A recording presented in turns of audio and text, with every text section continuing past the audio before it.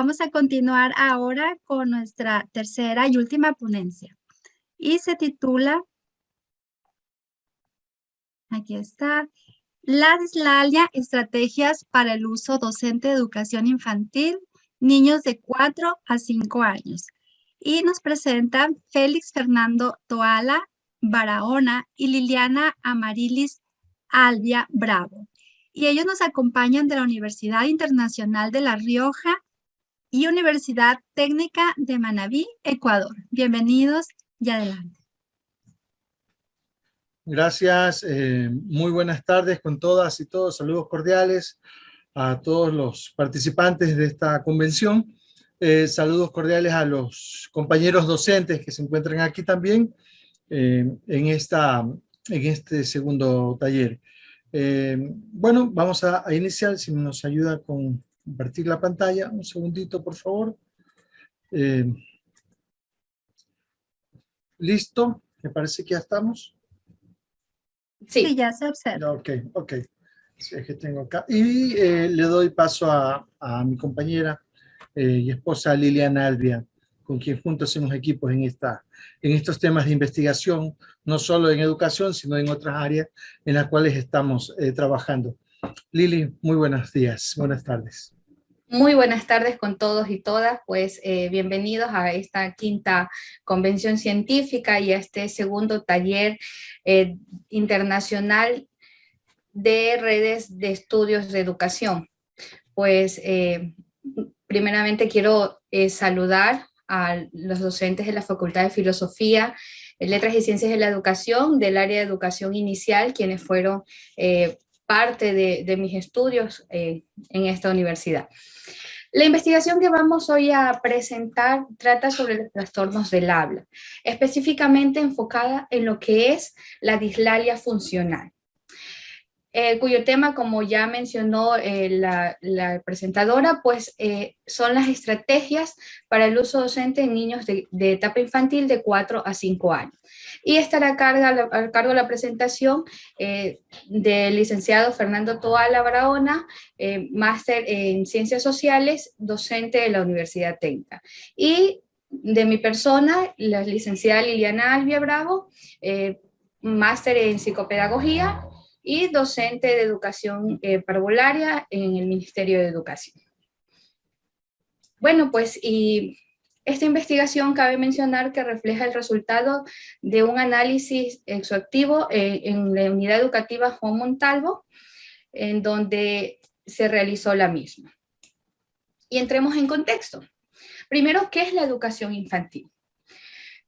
En el Ecuador y alrededor del mundo se considera la educación infantil aquella etapa no escolarizada que va de los 0 a los 5 años, en donde el niño o niña aprende destrezas, habilidades, tanto lúdicas y sociales, que son base fundamental para el desarrollo de su etapa escolar futura. Ahora, entrando al tema de la dislalia funcional, primero tenemos que entender qué es el desarrollo del habla. El desarrollo del habla es uno de los procesos madurativos más grandes y significativos de todos nosotros los seres humanos, que empieza desde el balbuceo en la etapa temprana y va hasta el desarrollo del lenguaje en sí. Es importante recalcar que el desarrollo del lenguaje es diferenciado en cada uno de nosotros como seres humanos. Cada uno aprende a su ritmo y de la forma en que ha sido educado o enseñado dentro de sus hogares. El aprendizaje o el habla se desarrolla en primera instancia socialmente. Cuando tenemos nuestros bebés, siempre hacemos el balbuceo, que estamos gugú, gaga, enseñándoles sus primeros sonidos a estos niños, a estos bebés. Primero, el niño va desde un aprendizaje a un balbuceo reduplicativo. Cuando dice gaga, gugú, todos los bebés pasan por esa etapa.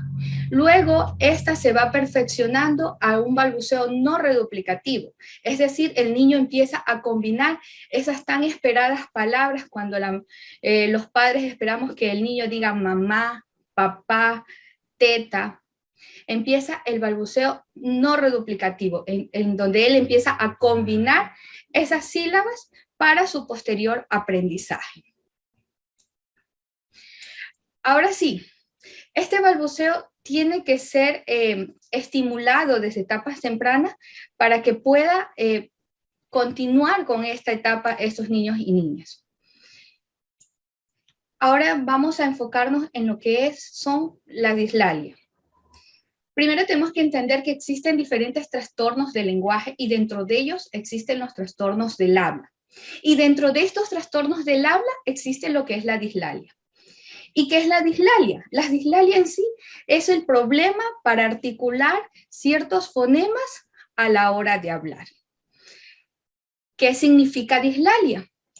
La dislalia viene del griego latín que es dis, que significa dificultad, y la len, que significa hablar, la dificultad para hablar. Esta dislalia puede tener varios tipos, según investigadores como Pascual, Jiménez, Obispo. Ellos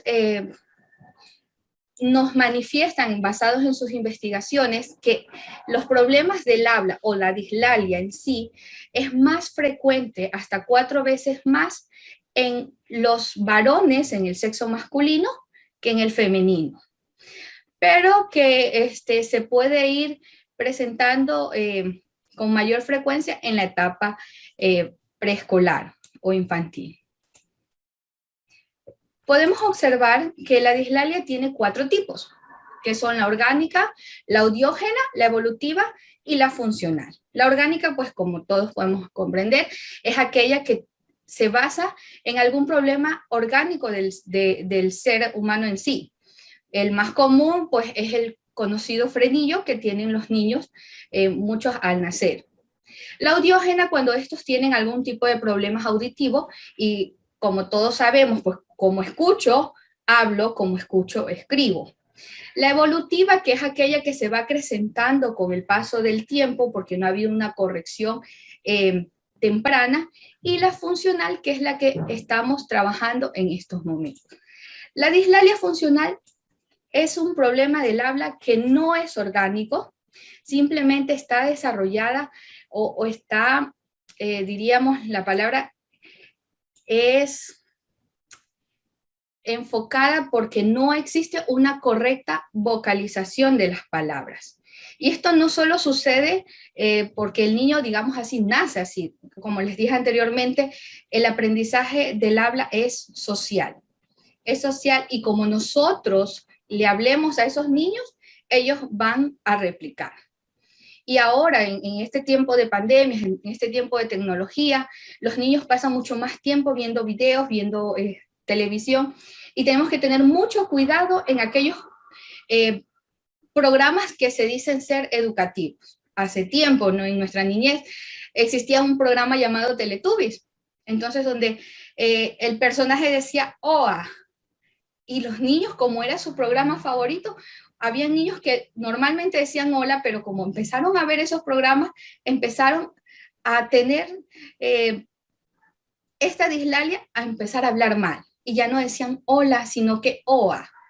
Empezaban a disminuir ciertas letras porque es como le estaba enseñando en ese momento la televisión. Esta dislalia funcional puede darse por 4 situaciones. Por sustitución, cuando un sonido es reemplazado por otro. Por omisión, cuando este sonido es eliminado de la palabra, como por ejemplo en la palabra hola, que dicen oa, estamos eliminando esa sílaba y dejando solo vocales. Por inserción, cuando existe sílabas que no deberían de estar en esa palabra, pero el niño las involucra. Y la distorsión, cuando al hablar le cambia el sonido a la palabra en sí. ¿Listo? Ahora podemos ver una clasificación dada por Perello.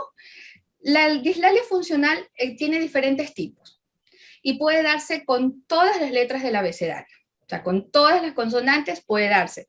Y se las nombra de acuerdo al alfabeto griego, aumentándole la terminación ismo, sismo y ismo.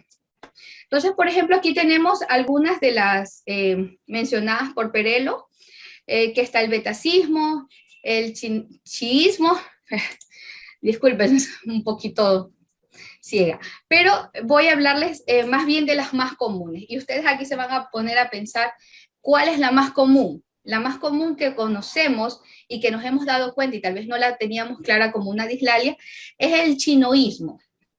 El chinoísmo es la sustitución de la letra R por la L. Cuando el niño en vez de decir real, dice leal. En vez de decir rosa, dice losa. Y va cambiando esa R porque le es muy complicada por la letra que para él le es más fácil, la L. Existe el deltacismo, que es cuando el niño no puede pronunciar la letra D y en vez de decir espada, dice espada.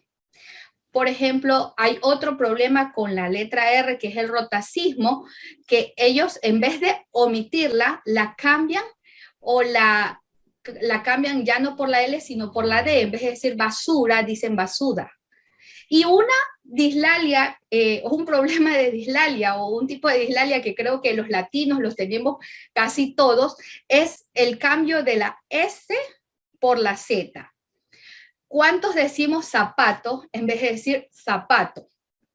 Y ahí uno se pone a analizar, casi todos tenemos este tipo de dislalia, porque son pocas las personas que pronuncian la letra Z como es y cuando debe. Las únicas maestras que creo que en su momento pronuncian las letras como es su sonido son aquellas de segundo de básica, primero, porque como les estás enseñando y hacen dictado, pues tienen que hacer una pronunciación mucho más detallada. Y el ceseo, que es lo contrario, que ponen la Z en vez de la S. Por ejemplo, hay niños que como les gusta el sonido de la S y nadie les ha corregido, en vez de decir sol, dicen sol. En vez de decir suma, dicen suma, porque les ha gustado ese sonido. Entonces, esas son algunas de las clasificaciones de la dislalia o los tipos de dislalia que podemos encontrar dentro de un círculo infantil entre niños de 4 o 5 años. Que si bien es cierto, si no se corrige a temprana edad, esta puede continuar hasta los grados superiores. Y algo que se encontró, o el por qué se hizo esta investigación, porque por lo general todos nos enfocamos en problemas basados orgánicamente, fue por experiencia propia. El hecho de que un niño o niña no pueda vocalizar bien, no pueda expresarse bien, influye mucho en su personalidad. Cuando usted, niño, le hace repetir una palabra porque no le entendió, pero como maestras nosotros lo que hacemos, a ver, repíteme, ¿qué es lo que deseas? ¿Qué es lo que pasa? Este niño sabe que la maestra le va a hacer repetir porque él no habla bien y va a omitir esa parte de ser interrogante, de pedir ayuda. Va a ser un niño retraído, va a ser un niño cohibido que se va a quedar con las dudas por el simple hecho de que cuando yo hablo, me van a estar diciendo, ¿qué dijiste? Pero esto, ¿por qué sucede esta dislalia funcional? Porque nosotros como maestros y como padres le damos prioridad a las cosas teóricas, a enseñarle colores, que es fundamental, a padres que quieren que les enseñen las letras, pero se olvidan de esta parte que es el lenguaje, de corregir a tiempo ese habla que tal vez no lo están realizando de una forma correcta.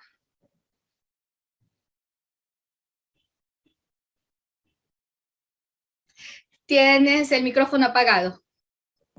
Ok, gracias. Continúo yo. Vamos a hablar un poco rápidamente por cuestiones de tiempo del tema metodológico. Bueno, esta investigación... Tranquilos, vamos bien. Vamos bien entonces. Ok, perfecto. Se la realizó a docentes del Centro de Educación Básica Juan Montalvo de la parroquia San Pablo, aquí en la ciudad de Portoviejo, en la provincia de Manabí. Es una investigación que se enmarca, que está enmarcada dentro del paradigma positivista, es de tipo descriptiva, no experimental, es transversal. Ojo, transversal en ese momento. Ahora estamos tratando de mejorar ese tema y vamos a avanzar hacia una investigación longitudinal, porque esta investigación fue pre-pandemia.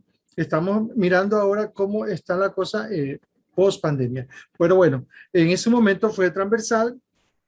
Como les comentaba, la muestra fue de 17 docentes el 100% de los docentes de primero de preparatoria inicial, los del departamento de consejería de ese y directivos de esta escuela. Se realizó una encuesta a través de un instrumento, de un cuestionario.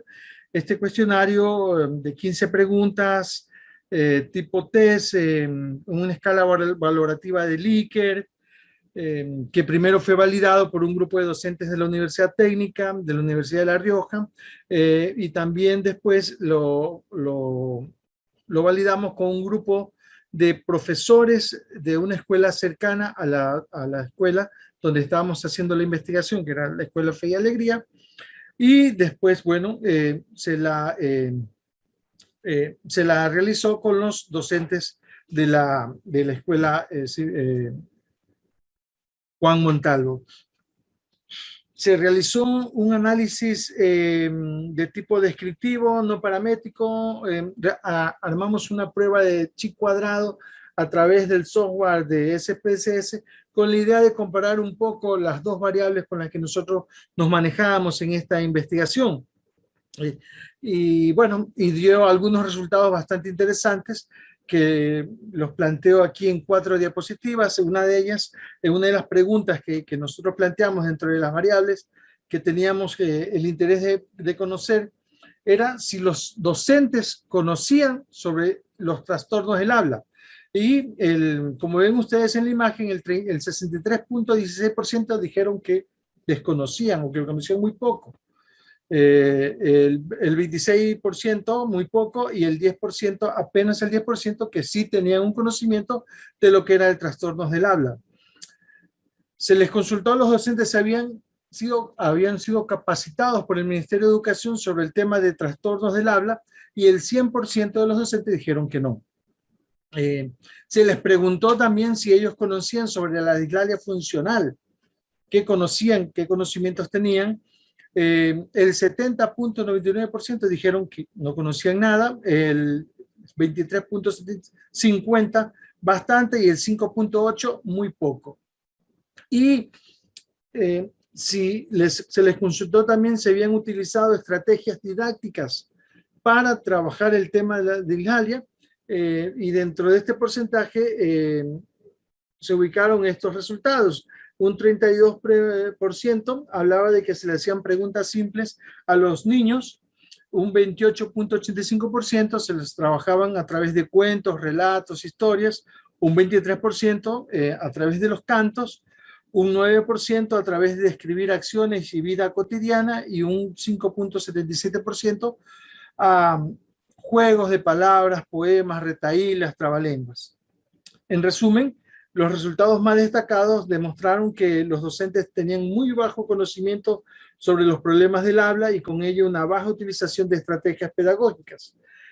Algo que se nos omitió al inicio por una cuestión bueno, se nos pasó, es que el objetivo de esta investigación era justamente construir una estrategia didáctica para trabajar con niños y niñas de dislalia funcional en este centro de educación funcional, cosa que se lo logró. Y es lo que al final acá mi compañera va a comentarles un poco. Sí, bueno, al realizar esta investigación pudimos llegar a un consenso. Ojo, es importante recalcar que aquellos docentes que dijeron que aplicaban ciertas estrategias fue previo a una explicación antes de dar la encuesta, porque ellos decían, ¿qué estrategias uso para trabajar la dislalia? Y ellos decían, yo no. Entonces se tuvo que darle una pequeña charla en ese momento para que ellos pudieran entender a qué nos referíamos, porque tal vez yo creo que aquí muchos dicen, no, pues yo sí hago eso, pero no lo hacíamos enfocados a que estábamos trabajando sobre la dislalia. Y uno de esos resultados fue que ellos plantean y actualmente se está llevando a cabo, son los círculos de estudio, en donde los docentes, nosotros como docentes parvularias, reunimos y compartimos aquellas experiencias que tenemos de niños y niñas que son muy extensas, pero que a veces son muy minimizadas, porque decimos lo clásico, es que es un niño engreído y por eso habla mal, pero no sabemos que viene acarreando un problema desde muy pequeño. que en la enseñanza ellos deben de pensarla en lo que es el habla, que el habla no es solo porque el niño ya sepa gesticular ciertos fonemas, ya está. Tienen que enfocarse en aquellos que tienen más dificultades porque hay que corregirlo a tiempo, porque si no más tarde es más complicado. Y vuelvo a repetir, como escuchas, como hablas, es como escribe. Por eso es que tenemos muchos jóvenes que escriben mal, porque como hablan mal, escriben mal. Tenemos que fomentar el uso de las habitaciones de la dislalia. En nuestra guía metodológica, una guía estratégica que le diseñamos y compartimos en ese momento con la institución, hablábamos de habitaciones de la dislalia, pero estas, sin querer, dicen por ahí, fueron más enfocadas al trabajo dentro del hogar. Hoy en pandemia, los niños no están con nosotros en el aula, y como docente parvularia, créanme que hemos notado que muchos niños no hablan bien. Y una de las estrategias que hemos utilizado, pues, es decirle a los padres que utilicen estas habitaciones de la dislalia. Por ejemplo, son todos los espacios de la casa. Lo que tiene que hacer el padre es simplemente que si está en la cocina, viene y está preparando algún postre, alguna comida, colocarle un poquito, que es una de las estrategias, un poquito de merengue o de chocolate en los labios y decirle, por favor, retíratelo con la lengua. Y el niño empieza a hacer el proceso gesticulando y moviendo sus órganos que le van a permitir hablar de la mejor manera. Siempre se les dice a los padres que, por ejemplo, si están jugando, siempre les pidan que le nombren los objetos, porque así ellos van repitiendo esas palabras y corrigiendo a aquellos que no están bien. Tenemos la apertura del interés de los docentes, pues bueno, todos estuvieron muy contentos y dijeron, pues bueno, a veces dejamos a un punto el tema de los cuentos, de las lecturas, de las exposiciones, que nosotros, yo ahora actualmente en educación inicial, como docente que estoy elaborando actualmente, hemos aplicado una estrategia.